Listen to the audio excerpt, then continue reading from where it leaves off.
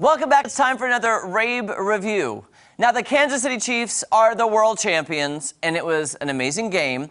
But the day after the Super Bowl, most people on social media were talking about J-Lo and Shakira's halftime show. Okay? Now, there was so much discussion that we wanted to get some of your thoughts and our thoughts of people here in the studio. So let me just warn you now, if you did not like the halftime show or did not think it was appropriate, we will be playing part of the show on the screen behind me, so I just wanted to give you that forewarning. If you'd maybe like to go grab some breakfast, or maybe go brush your teeth during this portion of this segment, we do not want to offend anyone, but we wanted to give you that warning. Now, right after the Super Bowl, AM-Rabe said, Jeremy, are you going to do the Super Bowl halftime show as a Rave review? And I was like, well, I am now, AM-Rabe. So I'm going to bring out AM-Rabe and Kelly Smith, because everybody had opinions. Yes. And everybody's immediate response, and then days after when you have time to think about it. Oh, hi, sorry. Yeah. We won't cover up the ladies. We won't cover up the ladies. Jeremy. I'm like, oh, hi. He's like, there. So, my thoughts were, I enjoyed the show. Now, do I listen to J-Lo and Shakira on a daily basis? No. Do I think they have talent? Yes. Did I think the dancing was amazing? Yes. Right. The dancing, I just wanted to learn some of those routines. Yeah. Right. So I was then going on social media, getting the bombardment of the inappropriateness of it, which I did not think at the time, but now I want to get your thoughts. What do you guys think? I thought they did a fantastic job. I think what I loved the most about the performance was that it really spotlighted the melting pot that is Miami. You know, they're both Latinas. It was historic that both of them were headlining. It was the first time Latina women headlined, and they had a lot of different cultures within that performance. A lot of the things that Shakira was doing came from Colombian cultures, and J-Lo brought out the Puerto Rican flag, and I just really appreciated them using the platform to show the melting pot, Like right? a melting pot, that's what I was going to say. I'm going to go from a entertainment aspect.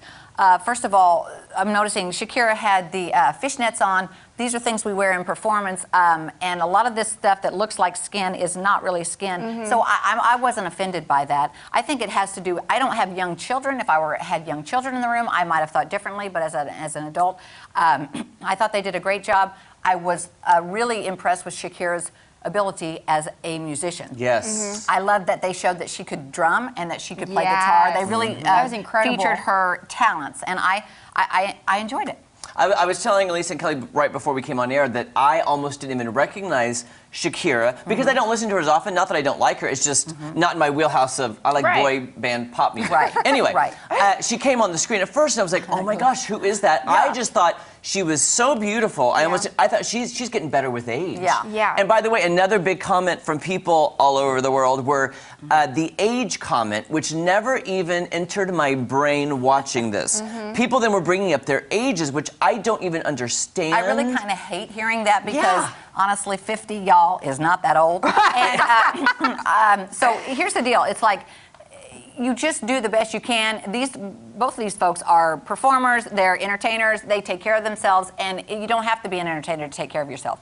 I don't find it hindering age at all. Right. One other point that I was so mad at myself for not predicting beforehand, but her daughter, J-Lo's daughter, performed with her, right? Emmy, I think she's 11 or 12.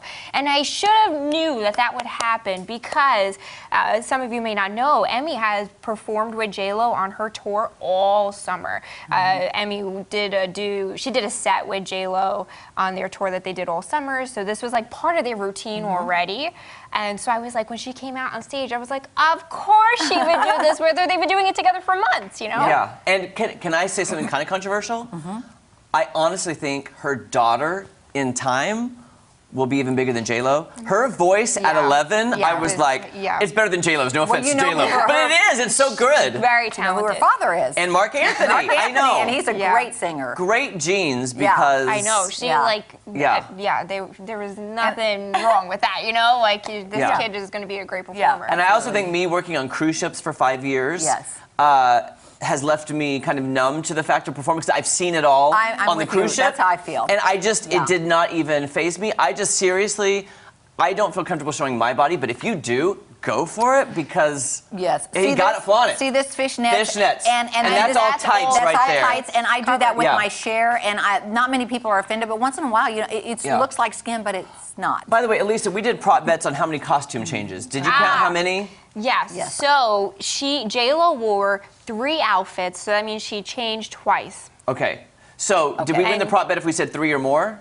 No, because 3 costumes. it was changes. Oh, that is fine line, Lisa Raffa. I know. Shakira had 2 outfits. Okay, gotcha. Well, I want to thank you for your expert opinions. Now, we did post...